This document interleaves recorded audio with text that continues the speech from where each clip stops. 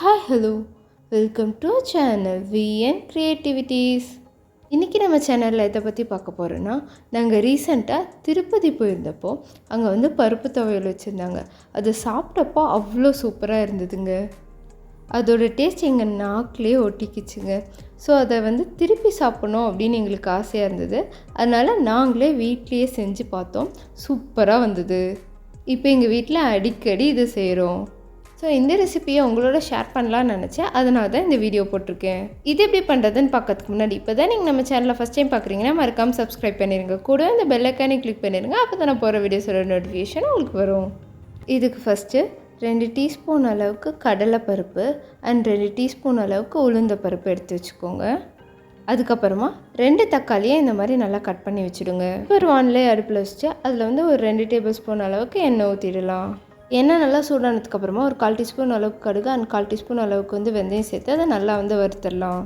இந்த கடுகு நல்லா பொரிஞ்சு வரணும் அண்ட் இந்த வெந்தயம் வந்து நல்லா கோல்டன் ப்ரௌன் ஆகணும். அந்த அளவுக்கு இதை நம்ம நல்லா வந்து வதக்கிடணும். இப்போ பாருங்கள், கடுகு நல்லா பொரிஞ்சிச்சு அண்ட் வெந்தயமும் கலர் சேஞ்ச் ஆகிடுச்சு. இந்த ஸ்டேஜில் 3 வரமிளகா 1 பச்சை மிளகா போட்டு நான் நல்லா வந்து வதக்கிடுறேன். நீங்கள் வந்து காரம் ரொம்ப கம்மியாக போட்டிருக்கேன்.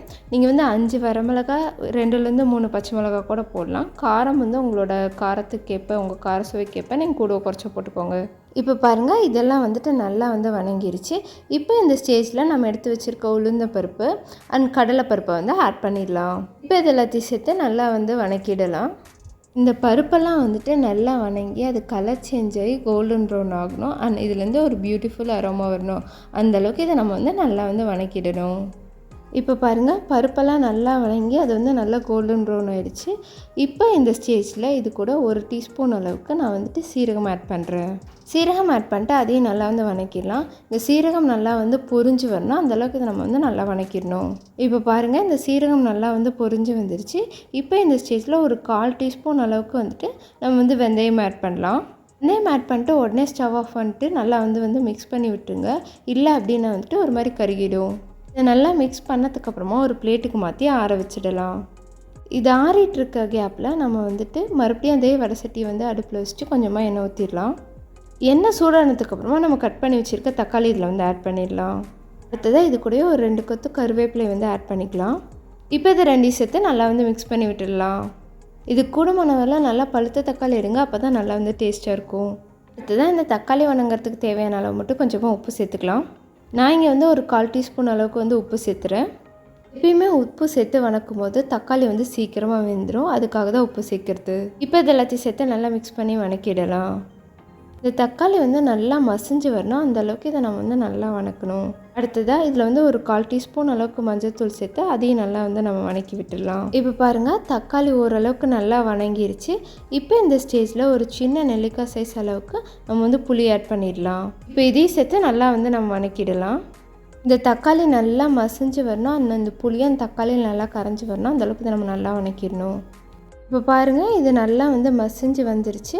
இந்த ஸ்டேஜில் நான் ஒரு 1/4 மூடி அளவுக்கு தேங்காவை துருவி வச்சுருக்கேன். அது இதோட ஆட் பண்ணிக்கலாம். தேங்காவை ஆட் பண்ண உடனே வந்துட்டு ஸ்டவ் ஆஃப் பண்ணிவிடுங்க. அதுக்கப்புறமா வந்து மிக்ஸ் பண்ணி விட்டுடலாம். இந்த பாத்திரத்தோட சூட்லேயே அந்த தேங்காய் வந்து வெந்தால் போதும்.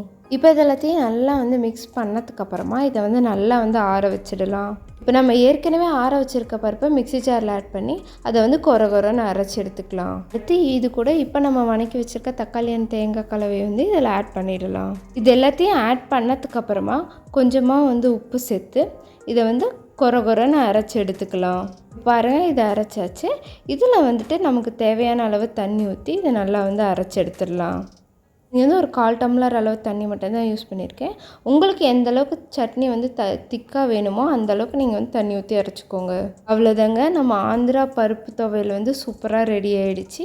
இனி இதை சர்வ் பண்ணிட வேண்டியதான். நீங்கள் இந்த மாதிரி நல்லா திக்காக அரைச்சி சாப்பாட்டோட எண்ணெய் கலந்து பிசைஞ்சு சாப்பிட்டாலும் சரி, இல்லை இன்னும் கொஞ்சம் தண்ணி ஊற்றி தண்ணியாக அரைச்சி அப்படியே சாப்பாட்டில் கலந்து சாப்பிட்டாலும் சரி, எப்படி சாப்பிட்டாலுமே இது வந்து சூப்பராக இருக்குங்க. இது ஒன்று செஞ்சிட்டாலே போதுங்க, சாப்பாடு ஃபுல்லாக காலி ஆகிடும். இதோட டேஸ்ட் அந்த அளவுக்கு இருக்குங்க. ஒரு தடவை இதை மட்டும் நீங்கள் உங்கள் வீட்டில் இருக்கவங்களுக்கு செஞ்சு கொடுத்துட்டீங்கன்னு வைங்களேன், அதுக்கப்புறம் திரும்ப திரும்ப கேட்பாங்க. இது சாதத்துக்கு மட்டும் இல்லைங்க, இட்லி தோசை இந்த மாதிரி டிஃபனுக்குமே சூப்பராக இருக்கும். பழைய சாதத்தை நல்லா கரைச்சி அது கூட இதை வச்சு சாப்பிட்டு பாருங்கள். அது மாதிரி டேஸ்ட் வேறு எதுவுமே இருக்காது. நான் இந்த துவையலை செஞ்சாலே கொஞ்சமாக சாதத்தில் தயிர் போட்டு அந்த தயிருக்கு இதை கடிச்சிட்டு சாப்பிடுவேன். அவ்வளோ டேஸ்ட்டாக இருக்கும். இது நார்மல் தயிர் சாதத்தை விட பழைய சாதத்தில் கொஞ்சம் தயிர் ஊற்றி நல்லா கரைச்சி அது கூட இதை வச்சு சாப்பிட்டு பாருங்கள், வேறு லெவலில் இருக்கும். இந்த வீடியோவை திருப்பதி அன்னதான துவையல் பிடிக்கிற உங்கள் ஃப்ரெண்டுக்கு ஷேர் பண்ணி விடுங்க. நீங்களும் இதை மறக்காமல் செஞ்சு பார்த்து எப்படி இருந்தது அப்படின்றத எனக்கு கமெண்ட்டில் சொல்லுங்கள். இந்த வீடியோ பிடிச்சதுன்னா லைக் பண்ணுங்கள், ஷேர் பண்ணுங்கள், கமெண்ட் பண்ணுங்கள், மறக்காமல் சப்ஸ்கிரைப் பண்ணிடுங்க. தேங்க்யூ ஃபார் வாட்சிங். Bye bye.